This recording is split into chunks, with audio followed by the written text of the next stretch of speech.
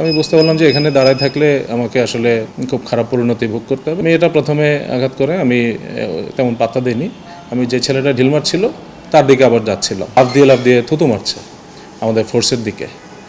তো আমি ভাবলাম যে যেহেতু নেগোসিয়েশন চলতেছে, এখানে তো থুতু মারার কিছু নেই।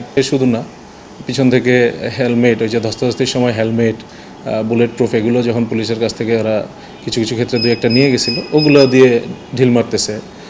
কিছু ভিডিওতে দেখবেন লাঠি ছুঁড়ে মারতেছে। ও যে ঢিলটা মারছে, আমি ওর পিছনে হাত দিয়েছি, তো তাকে চার্জ করছি আমি যে আপনি কেন ঢিল মারতেছেন, এখানে তো আলোচনা চলছে, আপনার তো ঢিল মারার কথা না। সাদা ড্রেস পরা একটা মেয়ে এবং লম্বা চুলওয়ালা একটা ছেলে, আপনি দেখবেন ভিডিওতে আছে।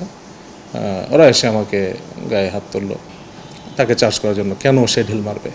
আর তখন ওই অন্যান্য ছেলেগুলো এসে আমার গায়ে হাত তোলে।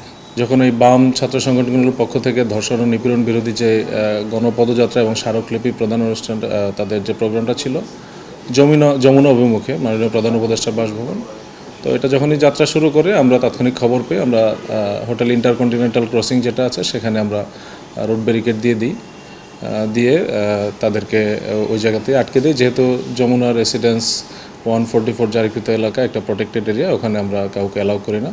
যদি কেউ যেতে চায় আমরা তাদের প্রতিনিধি স্মারকলিপি সহ পৌঁছে দেওয়ার ব্যবস্থা করি। ইতিপূর্ব সকল যেসব আন্দোলন বা দাবি দেওয়া যাদের ছিল, লোকজন জড়ো হয়েছে, আমরা একই পন্থায় করেছি। তা আমরা আমার ডিসি রমনা স্যার এবং আমরা যারা সংশ্লিষ্ট অফিসার ছিলাম এই জোনে, আমরা সবাই তাদের সাথে একইভাবে কথা বলি, আমরা আপনাদের যে স্মারকলিপি সেটা পৌঁছে দেব।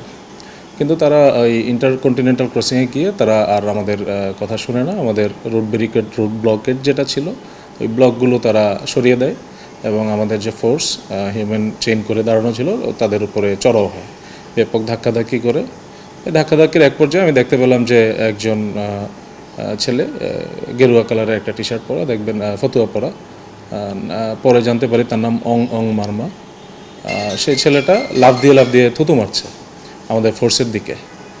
তো আমি ভাবলাম যে যেহেতু নেগোসিয়েশন চলতেছে, এখানে তো থুতু মারার কিছু নেই।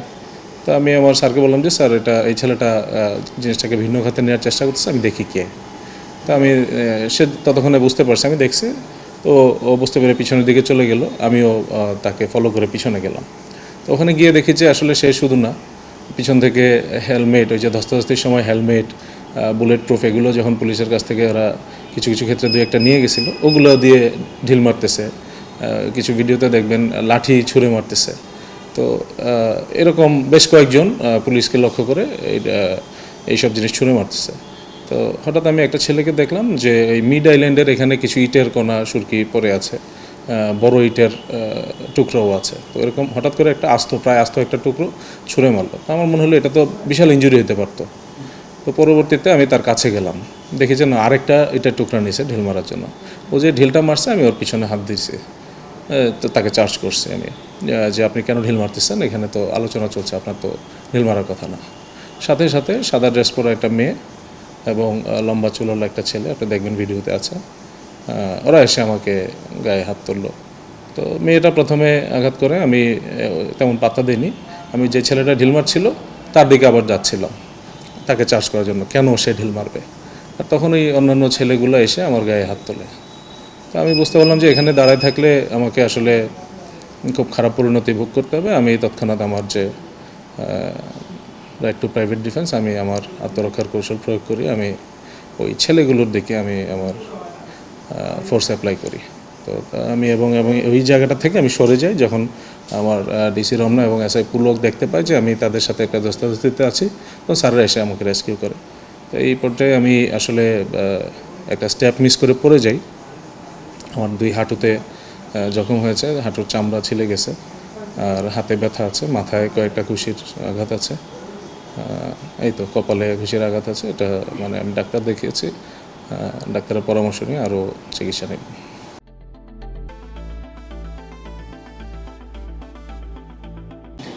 এটা আসলে একটা মানে খুব সমস্যার কথাই, একটা উভয় সংকট। আমাদের অ্যাকশনটা আমরা খুব আইনগতভাবে আমরা এই লাস্ট 7 মাসে দেখবেন যতগুলো আন্দোলন হয়েছে আমরা চেষ্টা করেছি তাদের যেই সংশ্লিষ্ট মন্ত্রণালয় বা অফিস দপ্তর আছে সেখানে তাদেরকে কানেক্ট করে দিয়েছি, তাদের কমিউনিকেশন করে দিয়েছি, তাদেরকে মিটিং করিয়েছি। অনেক আন্দোলন সফল হয়েছে যেসব যৌক্তিক আন্দোলন ছিল।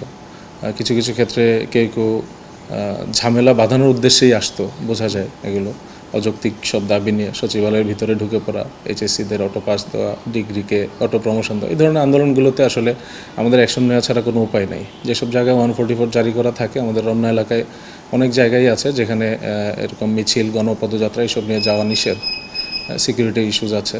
তো সেসব জায়গায় তাদেরকে আমরা প্রথমেই মানা করি, রোড ব্লক দিয়ে আটকে দিই। কথা শুনলে ভালো, না হলে আমাদের আসলে আইনগতভাবে ব্যবস্থা নেওয়া লাগে। এতে করে মাঝে মধ্যে সমালোচনা হয়, বাট বেশিরভাগ ক্ষেত্রে আপনি দেখবেন পুলিশের অ্যাকশন নিয়ে সাধারণ মানুষের মনে একটা পজিটিভ ধারণা আছে।